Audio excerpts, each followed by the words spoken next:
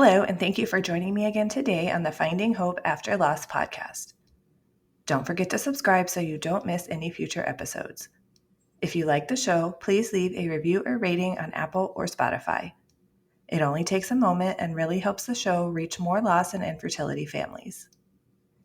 I am starting a new segment on the show which allows lost parents to come on and talk about whatever they want for 5 minutes. Do you have something you want to promote? Do you want to talk about an organization that's been helpful to you? Maybe you want to complain about something in your life or talk about something good that's happened in your life. I am leaving it open. If you're interested, please reach out to me at sarah@journeyforjasmine.com or reach out to me on any of my social media at journeyforjasmine. Today I am talking with Jenn. She lost her twin girls at 32 weeks when they were stillborn. She is now a certified life coach who helps stillbirth moms let go of guilt, process their grief, and figure out what's next for their future. Hello, everyone. Today I am here with Jenn. Jenn, can you tell us a little bit about yourself? Hi, yes, my name is Jennifer Sen, and I am a hairstylist by trade. I've been a salon and spa owner for 15 years. I sold that. I went into business coaching, and now I actually have taken my love of coaching and my love of making women feel good inside and out, and am coaching in a space that's very close to my heart because of my experience, and that is stillbirth lost moms. I love that you've taken that, because definitely doing hair and all of that is definitely such it is like a self-care thing that we do for ourselves. Like I always feel so relaxed whenever I get to go get it done. So I think it's interesting that you started out with that and then kept it going with the taking care of people aspect of it. Yeah, and it was such a natural transition because if you think about the time you spend with your hairstylist, lots of times it's a glorified coaching session, Yeah. right? You're telling them all the things you guys, I mean, you're discussing things that lots of times my clients wouldn't with anyone else. So I do love that. It's such a natural fit, and I love that I get to work in this space that I found to be very lacking when I was going through it. Yeah. So do you mind sharing a little bit about your last story?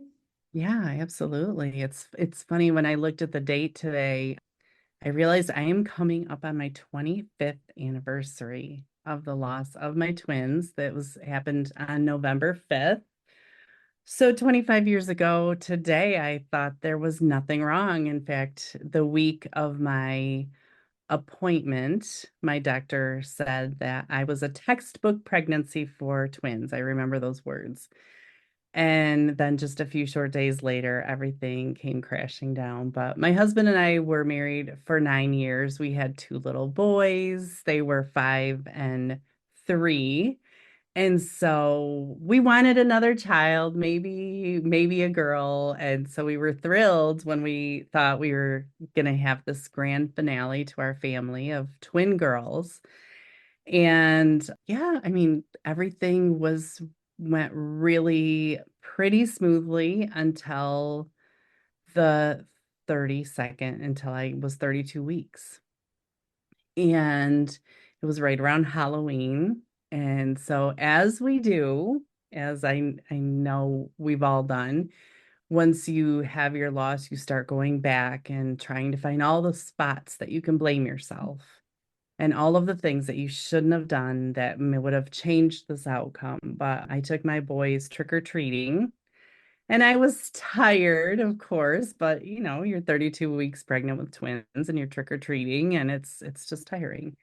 So then that night, actually, I think it was, I don't know that I noticed it that much that night, but the next day, I was like, I just don't feel like I've felt them move. And when you have two, I mean, you're that far along anyways. And then certainly when you have two, their personalities. There was one that had hiccups more. There was one that was more active. They're just so then to not have any movement was really alarming. So it was, let's see.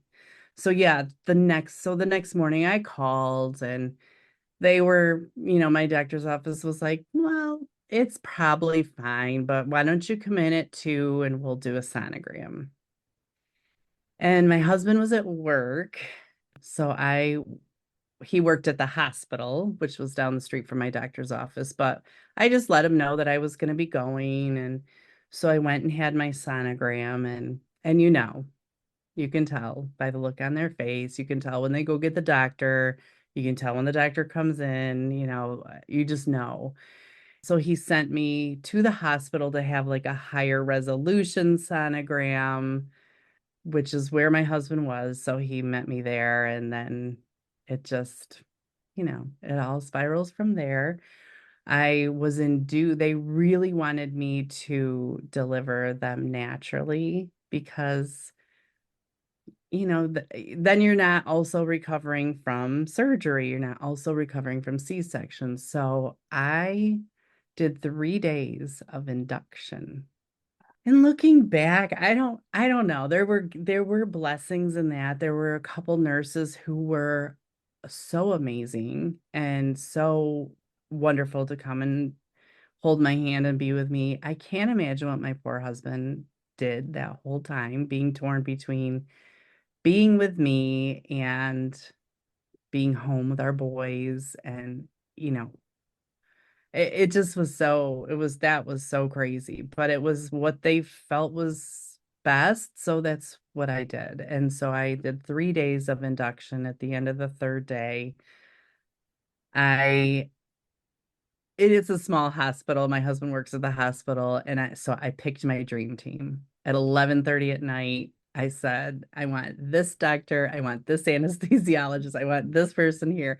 I gathered my dream team and they delivered them late at night. So it was just a really long, it's just a really long, long process.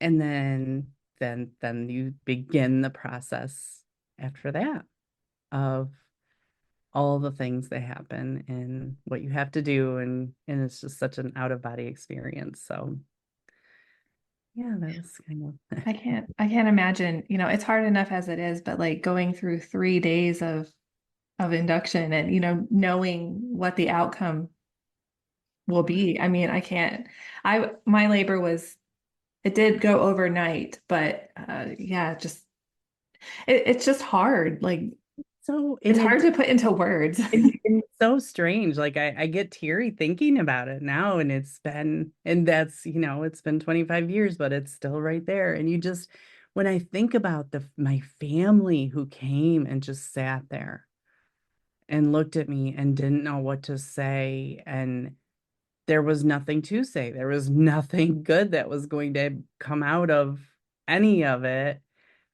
It just was, I don't know, that whole process was so strange, but yet, I mean, I ended up having a cesarean at the end anyways. I suppose there there were things that I needed to take from that experience that I did, but it was a long one. Yeah, and I think that nobody can ever prepare you for what comes after you hear those words. I mean, I'm kind of like I just went in it like you, like I just knew like okay, she's gone. But after that I'm like what happens now? Like how does she come out? Like, like do I have to have a C-section? Is it natural? Like what, because obviously they don't just disappear out of you, but I think nobody like really prepares you for that. Well, and that's what I think I love about your podcast. It is like, it's just, there is no handbook that says, well, now you do this and then you do this and then you hear all of, I mean, look at how many episodes you've done where every single story is so completely different, and no one hands you this handbook. And I don't even know if you would look for one in that moment. I don't even know. I don't know Yeah. what I would feel like what you're right. Like we don't seek out like what to do if something goes wrong because we're like, no, no, that's not going to happen to me. That happens to other people. well, that's, yeah, like we chatted about that the other day. Like, we read what to expect when you're expecting, and we're in Pinterest and we Google these things and we get so ready to bring this live baby home. And even if we did have a book about, well, here's what you do on the off chance that you have a stillbirth loss, no one's reading it. No one ever wants to even entertain that possibility. But here you are. Here you are in like the most raw, vulnerable, horrible low point of your whole life, likely, most likely. And there's nothing. You don't know what to do. You are just living and barely breathing minute to minute. And it's a terrifying feeling. Do you feel like your medical team overall was supportive? I mean, I know that you picked the ones you wanted, but like, do you feel that they did help support you through it? 100%. Yes. I mean, I loved them. They were so amazing.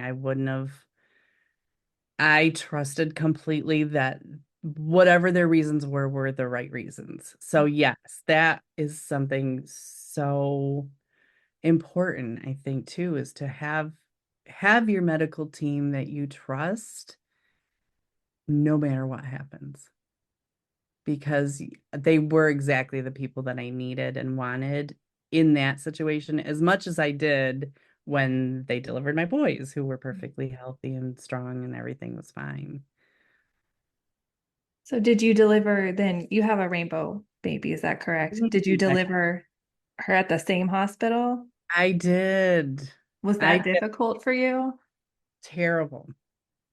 Yes. I mean, you know that whole pregnancy is a tough one. And then, but again, the same medical team, they were so amazing after in my pregnancy after loss, because they knew my fear. They were more than willing at any time if I called and just said I need to see it, I need to see her, I need to take a look. They were fine with just having me stop in and get a heartbeat check or quick sonogram or something to ease my mind. That was amazing. That was so valuable. But yeah, then all of a sudden and she was a planned C-section. And she was born 3 days before the 1 year anniversary of my twin step. Oh, wow. So it was a lot going on in 1 year.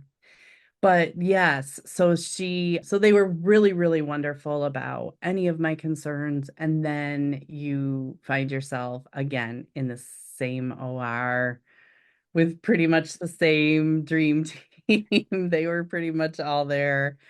And you're just like, yeah, just that moment of holding your breath, waiting for them to say, everything's fine.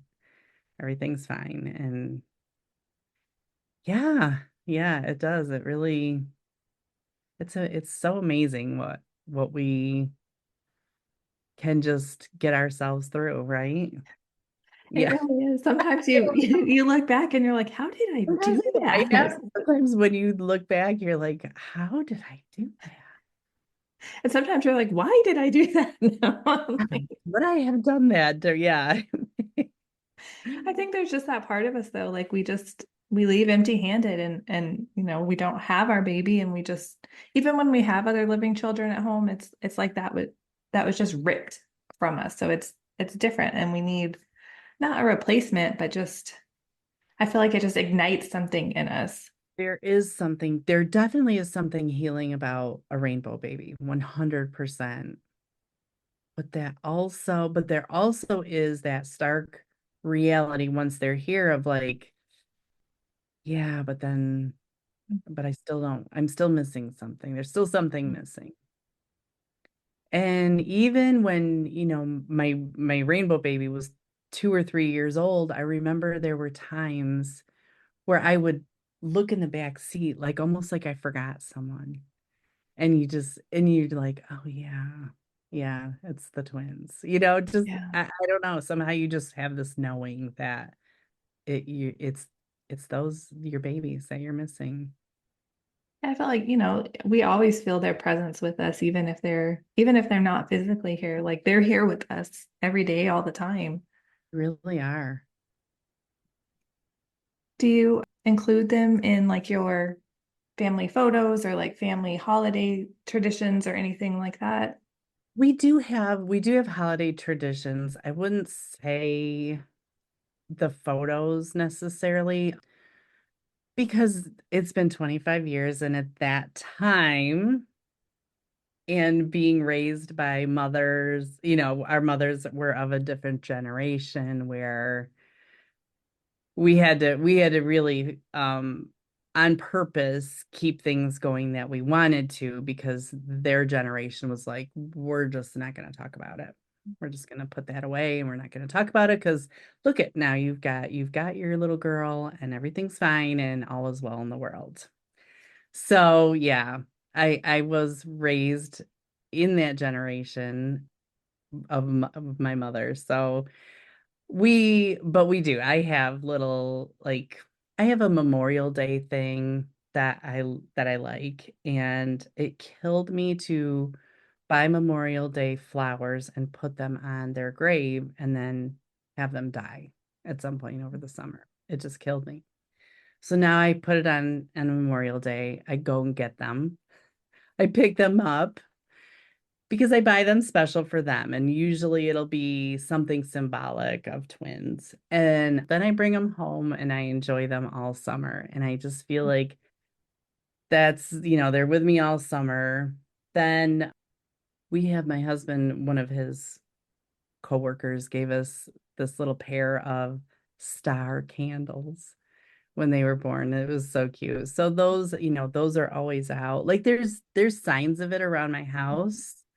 There's definitely signs of them everywhere, but yeah, it's it's definitely a unique, it's interesting. I love to hear what other people do.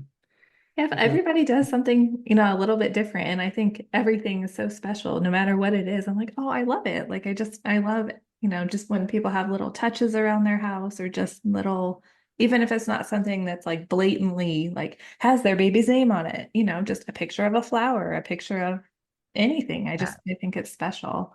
I do too. I think those are fun. And I take pictures of everything. But so that's me. I'm the one who takes picture, when you crack the egg and there's the double yolk. That's me. I take a picture that I'm like, that's my sign. I'm keeping that. So I do have a little photo album in my pictures of like all of the little signs, the little double flower buds or any, I can find doubles in anything and feel like that's my sign and I need to take a picture of it. So I that's my love thing. that though. I love Yeah. seeing like little signs from them where you're like, oh, like I don't know. To me, it just feels like they're saying, "Hey, I'm okay. Like I'm still watching out for you." Yep. I'm still here. Yeah, it's a comforting feeling. So were you able to get any like keepsakes from the hospital? I did. Yeah, they did. They did a bunch of pictures. We have the blankets, we have all the things. But yeah, it's just and I do love it to see when people have like a little corner where they have a little memory box and the photos and yeah, I know. But we do have a lot of things. I always feel sad when, I know not all hospitals are the same and, some will take pictures, some don't take pictures for you. And I just wish there was some kind of like standard. These are the things we do when somebody loses a baby. Because I feel like even if you don't think you want pictures, you want them later. I love that. You're so right. The one thing I work a lot with stillbirth moms on is guilt because I do remember I didn't want to see them. I didn't want to. And my husband was like, yes, you are. You're going to regret it if you don't. You're going to. And so I did. And now I'm so thankful. But a lot of moms choose not to and then feel guilty. Or they, wish that they would have done something different or taken a different kind of. I mean, you know how we just beat ourselves up as women, anyways. And that's the thing I always keep coming back to is you did the best you could for what you knew at that moment. You did the best. You made the best choice you could because, yeah, there is no right or wrong and there is no checklist.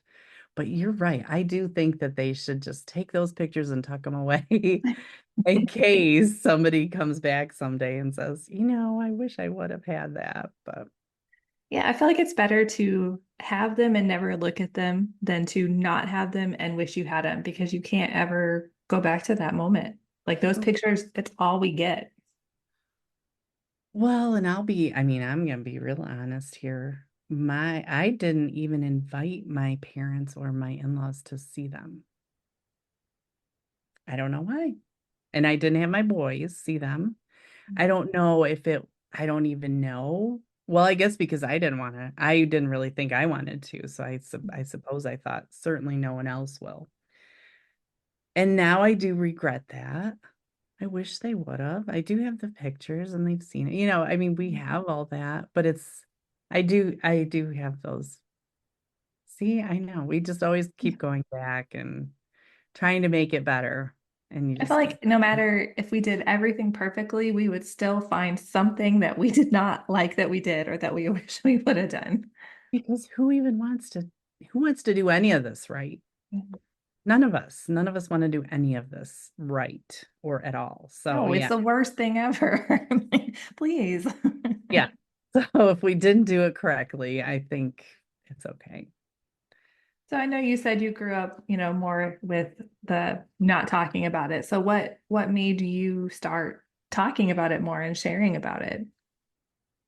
Well, yes. My parents' first child, so before I was born, they had a full-term stillbirth. So they did tell stories about her. We did know. They entertained any curiosity questions that we had about her. We visited her grave. So like this whole experience was already baked into me, never even before I even experienced it myself.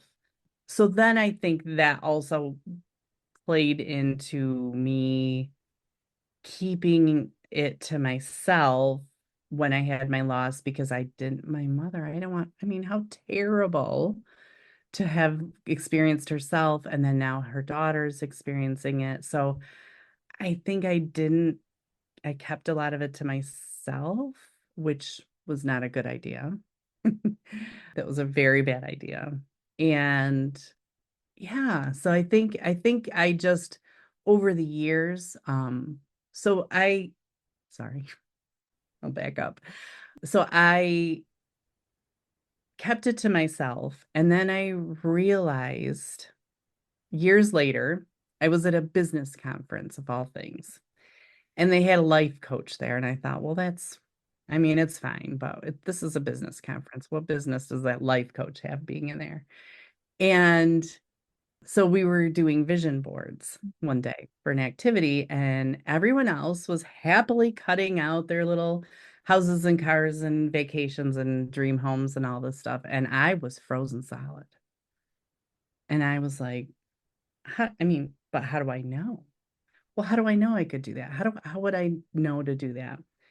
Well, the life coach saw this happening in the crowd, and so she came over and she was like, so what happened in your life that didn't allow you to dream for the future or make plans for the future?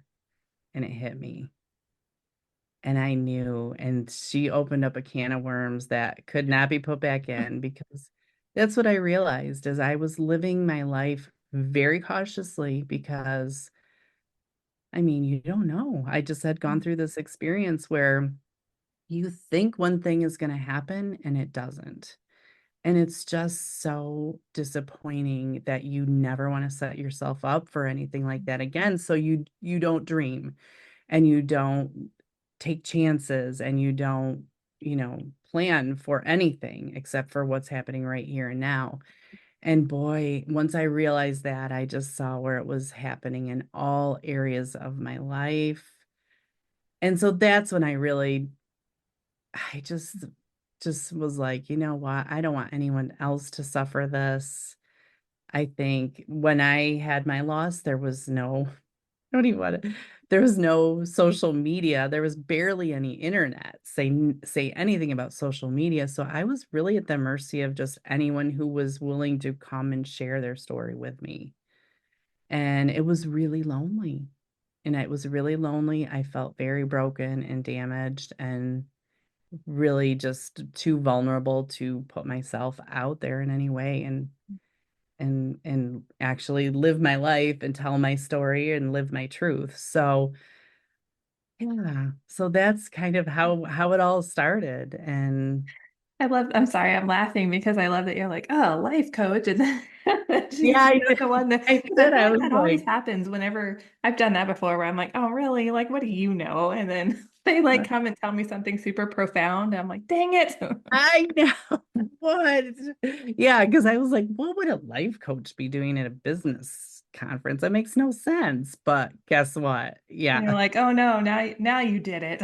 Yeah, how we do our business is how we do our life and how we, yeah, I mean, it was the most amazing thing that it happened when it did because it all fell into place and it allowed me to see where I was living small in my life, where I was overprotecting my children because I was so afraid. Guilty. Yeah, I was so afraid I was going to lose them too. And I overprotected. And yeah, it just, there was a lot more unprocessed grief than I ever thought there was. I think people who have, well, I mean, people who have been through it too, I think you don't realize just in how many areas of your life and in how many ways it affects you. Like you think, okay, like I'm sad, I lost my baby, but then it changes you as a person. And I think sometimes we don't even realize that until we're like, oh my gosh, like I didn't used to be like this, you know? Do you remember saying to yourself, I don't know if you did, but I think you probably did, but like, okay, well, I wonder when I'm going to be normal again. Yeah. I just want to Yeah. get back to normal. I just want to get back to Oh, yes. normal. And it's like, that's gone. She's Yeah. gone. This is your new normal. And you've got to, yeah, I think that's such a hard reality. And then you couple that with the society that we live in with our grandmas and our aunts and all these lovely, well-meaning people who tell us all of these terrible things like, oh, you'll just have another one. It's fine. You just need to move on. And it's really that's damaging when Yeah. you are in the middle of it because it's so real to you. And maybe they never saw your baby, but you did.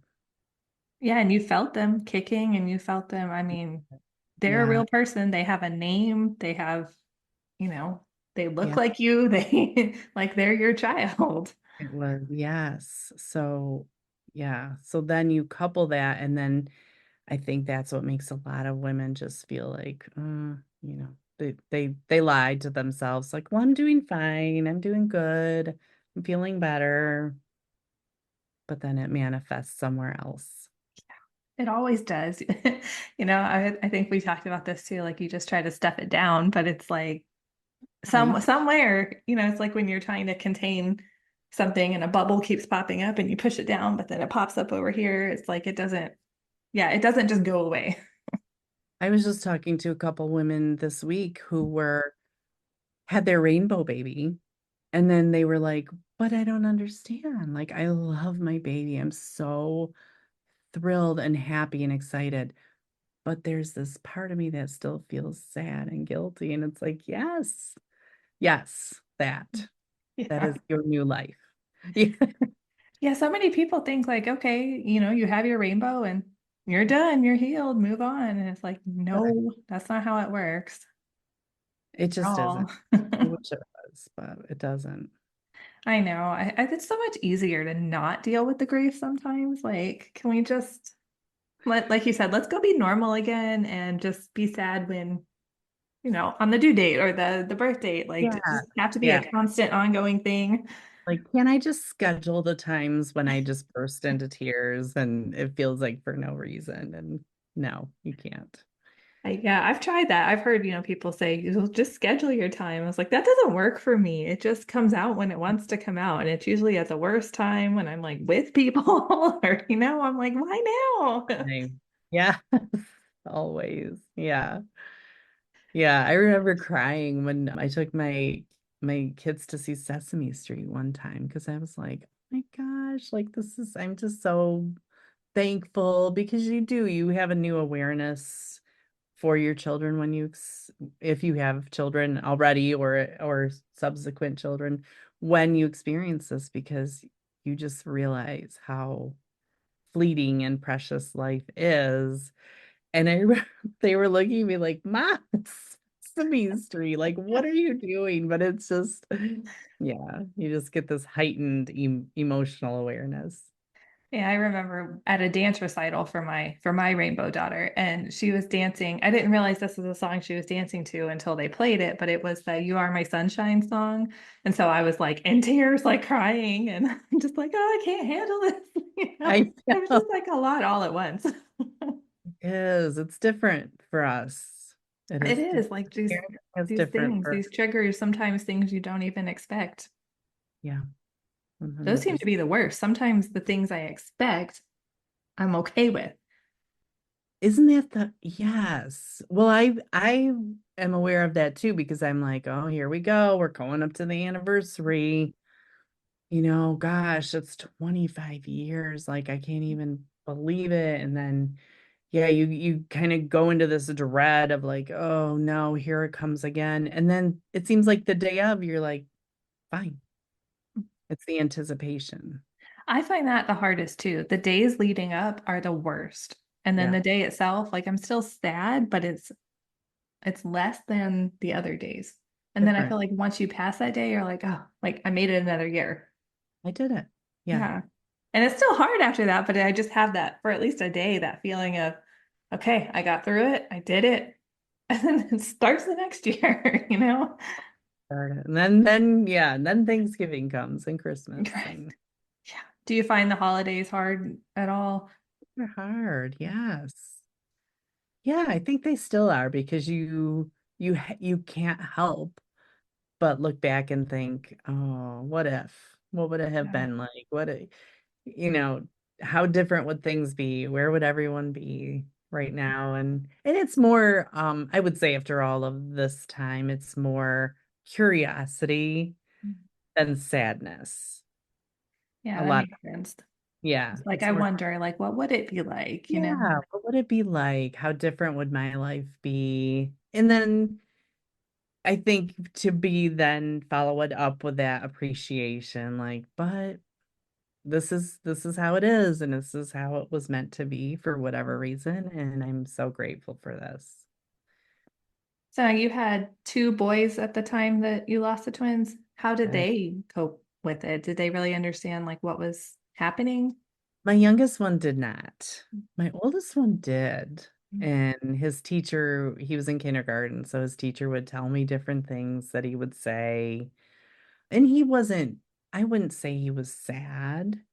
Sort of like didn't act sad, but he would say things, like, well, I guess I'm not getting my sisters anymore. And he would say things that were sweet and we did take them. We had a funeral service. They did go there and participate in that.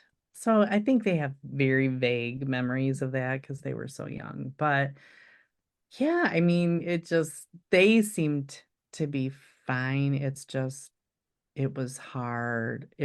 There were days where I thought, "Oh, thank goodness I have them because it makes me get out of bed." But then there were days that were like, "Ugh, I don't know if I can do this." And my husband at the time, he worked, in the hospital, so he worked some night shifts and I was there alone and it's a hard time. It was a really hard time. Yeah, I remember when Jasmine was born, my son actually went to stay with my dad while we were going through that, and he stayed there for a couple of nights, and he needed to come home, but I was having such a hard time with it because I'm like, I can't. I felt like a bad mom because I couldn't like fully be present for him. It's like one of those dynamics that you don't really think about. It's not like you can just go home and be like, everything's fine. Like, you know, it's just a really hard balance.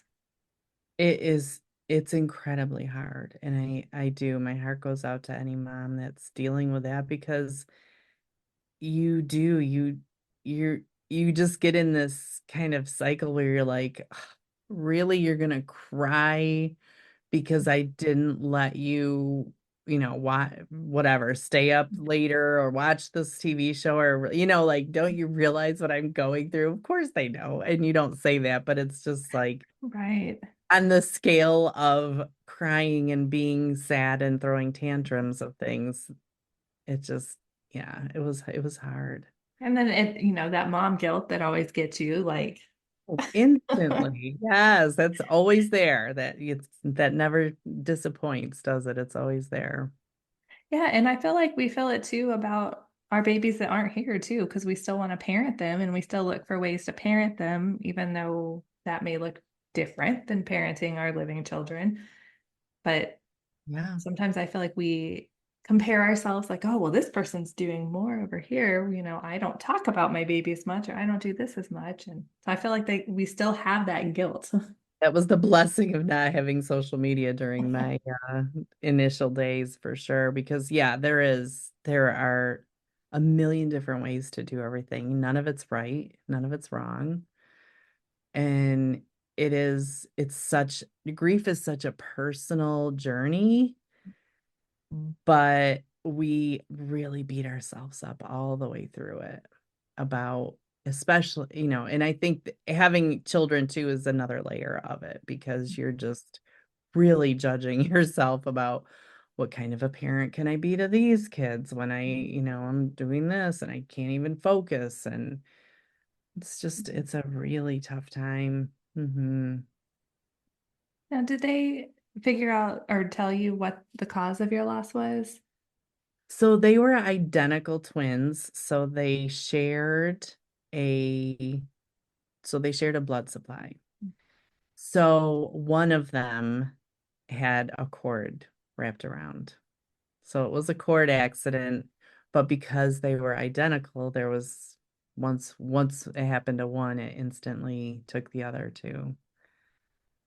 Oh, that's So yeah. those things. It's just, Oh, it's just, and I don't know. I get so frustrated with modern medicine because I think we have a lot of solutions for things that maybe don't matter as much, and yet they still can't see that. How do they still not see that cord? How is there not a, prevention of that at this point in time? But yeah. So is that something that, I mean, that's just a random thing, right? That's not something that they say you're prone to in future pregnancies or anything like that. yeah, no, just random, just something that happens that they can't predict. You can't reverse it. Yeah. Yeah, I mean, of course, the second time around, I worried about something like that happening again too. And even though we had a planned C-section, you don't know. I mean, it's less likely to happen during a delivery, but you just getting through that pregnancy and Yeah. having that worry of there's some, this one thing that they can't predict or stop from happening. And I feel like them saying, oh, it's rare, like it only happens in whatever percentage of pregnancies. I'm like, well, now I feel like it's for sure going to happen to me. So, because if you're in Always. that small percentage the first time, then you're like, well, I'm doomed, you know? Yes. Well, why wouldn't it? You can't tell. Right. And that's the hard thing too. No one can make any guarantees. Yeah. But That's yeah. with that, I felt so out of control of everything that happened. And I want to be in control of everything. So it was really hard to not like have any control over anything that happened with that. I don't know if that's something you struggled with. Very hard for us type A people, isn't it? Yeah. That that whole I don't have any control over it and I can't plan for it is a tough one. So how did Yeah. you know that you were ready to try again after your loss? I think I had I had, I mean, I think we all do. We just think I can't, like, I you wanted a baby, right? Like you were this close to having a baby and here you are with no baby. Like I need a baby. But there also was this thing that just kept going in my head like this cannot be this cannot be how it ends. This cannot be how my motherhood journey ends because I was that mom. Like I loved being a mom and I couldn't wait to have children and I love that part of my life and I was like I cannot have this be the last time. And then it was, of course you get the go ahead from your doctor or whatever, but and then it was like okay, well if I don't do it now I'm going to chicken out. Like if I have too long to think about this, I might chicken out and then I'll regret that. So yeah, it was pretty soon afterwards to go through it all again, but I mean, you have to trust in timing and that Kind of everything one of happens. those things you just have to like jump in or else like I just That's jump how I in, was. don't I think was like, about it, I just do it. either gotta do it or it's yeah, I've either gotta jump in or be all the way out. And I knew I didn't want to be all the way out. Yeah. So I feel like yeah. there's never a time where you ever feel like 100% ready or like not afraid. You just I have to, so I guess, feel like your desire to have a baby is stronger than all of these awful, horrible feelings over here. it is, boy, that is the ultimate exercise in positivity, right? Like, okay, well, I'm gonna just trust that this is gonna turn out better this time, or it's gonna actually happen. I know that's it. We put a lot of trust in not knowing and not having Yeah. that key for what we hope to achieve with it. That's for sure. Yeah, it's really hard to stay positive throughout, the trying to get pregnant, the pregnancy itself, the birth, like all of it. I don't think I breathed, like you said, I didn't breathe until she was born and like on my chest. And I'm like, she's here. Like, oh my God. I was just like crying. They were trying to talk to me. I'm like, I don't know what you're saying. Like, it's Yeah, I it's a know lot. that was unbelievable, wasn't it?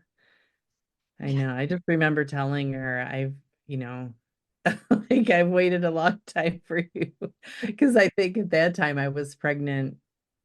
Oh, I don't know. I can't, I figured it out one time, like 16 months or whatever. And within, a certain amount of time, I felt like a very long pregnancy for her.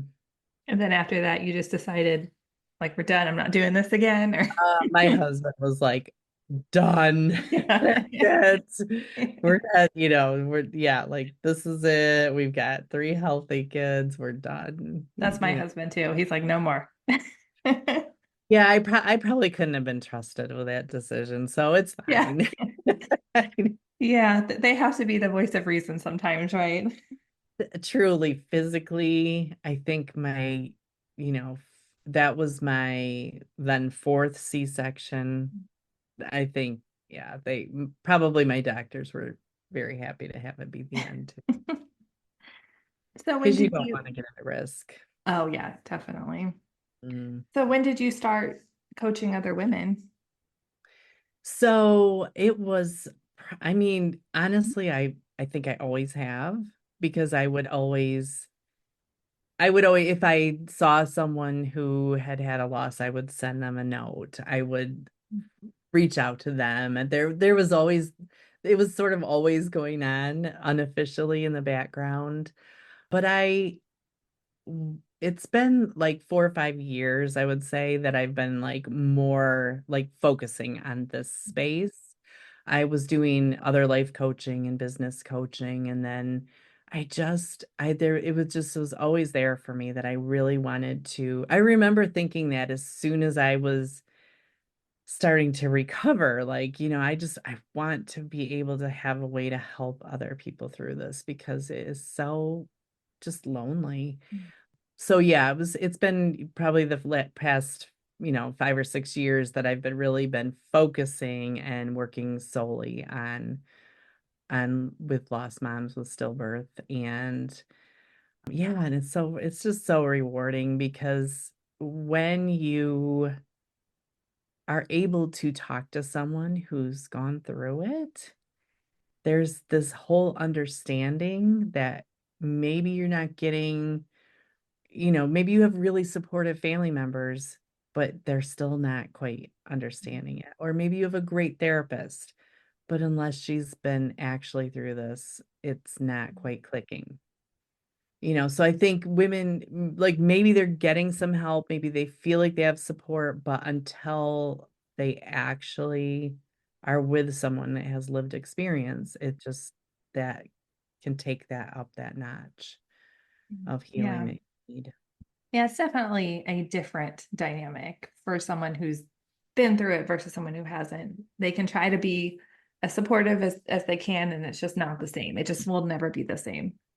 No, no.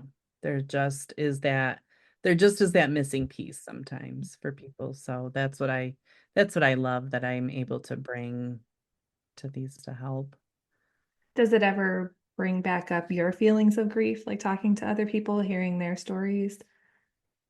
It does, but it's and I think I needed some time, that I needed that period of time to like get my own kids raised and things like that. But yes, it does at times, but almost in a like I was saying earlier, like you just like almost in like that out of body experience. Like I can't believe I remember feeling that exact same way, and I can't believe like almost having an appreciation for how far you've come Yeah, at this point. that makes Yeah. a lot of sense. I mean, Yeah, like I definitely feel grief changes.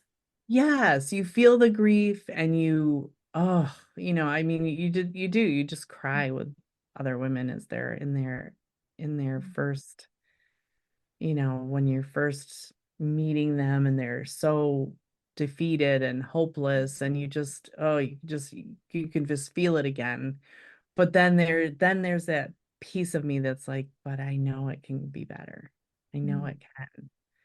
That is the gift of time is, is seeing exactly that. Because even now, just like talking about it and like, I remember how I felt like in those days after, when we found out, like that kind of thing. Like those feelings, I think they just stick with us They always. never We can just go right back to like that day. Well, and don't you think too, do you like when you hear of someone else that's gone through it, like your heart just goes into a different place. I can't even explain it, but Yeah. you're right there with them, Yeah. you know, because it's I know. so baked into you and you can feel that feeling with them. And I think that's something that is so valuable. Yeah. It's They're not something I wish I could like take away. Like, I wish you didn't have to feel this because it really sucks. And I'm so sorry, I know I just hate it that someone else has to feel that way, but they don't have to do it alone. Yeah. I was like you when shortly after my loss, I felt the same way. Like, I want to help people because this is awful. And yeah, same, like I had support, but I still felt so alone. And so, yeah, it kind of led me down the same path to help other people. So, yeah, it's just interesting that that's, one of the first things that pops up, I guess. It is, isn't it? Because yeah, it's not like I didn't set out to do that. It was just something that was always running in the background. And then I just was like, you know what? I just know that I have so much more to give to this space and it's needed. Yeah. There's not enough resources. And it's just so like fulfilling, more fulfilling than Anything corporate else. jobs and, all Oh, that other yeah. stuff. I'm like, I Yeah. get nothing out of this, but like talking and helping people who have gone through this horrible thing is Yeah. just rewarding. Yeah. Yeah. I think it's just there's something so comforting about just being with someone and listening. So if people wanted to connect with you, where would they go for that? So I have a website, it's jennifersen.com. I have a podcast called Navigating Baby Loss. So those are probably the two of the easiest places to find me, where I am all the time. I mean, I'm hit and miss on social media, I have to admit. I am trying to be better, but I do have an Instagram that everything I have. I do have a YouTube channel with some videos. So everything's at Navigating Baby Loss. Social media is a lot of work to keep up with. And I know, I just want my energy to work with the women I work with, not to be creating social media, but it's there. Well, I want to thank you so much for coming on today and sharing your story with us. Oh, thank you. And thank you so much for what you do and the amazing platform that you provide for people to share their stories. And it's so helpful to others. Thank you so much, Jen, for sharing your story with us. As we talked about earlier, there is really no guidebook for what to do after loss. Doctors and medical staff don't share information about what to do if a loss happens. That means that so many of us are left not knowing what to do or what to expect when we go through that loss. Even if we have been through a loss before, we may not know what to expect if we go through it again. Every loss can be such a different experience, even if it happens to the same person. There is such a fine line, it seems, between not wanting to scare people versus actually having the information out there that people desperately need. I'm not really sure what the answer is. I just wish there was a way to help everyone going through it know what to expect. Don't forget to subscribe so you don't miss any future episodes. If you like the show, please leave a review or rating on Apple or Spotify.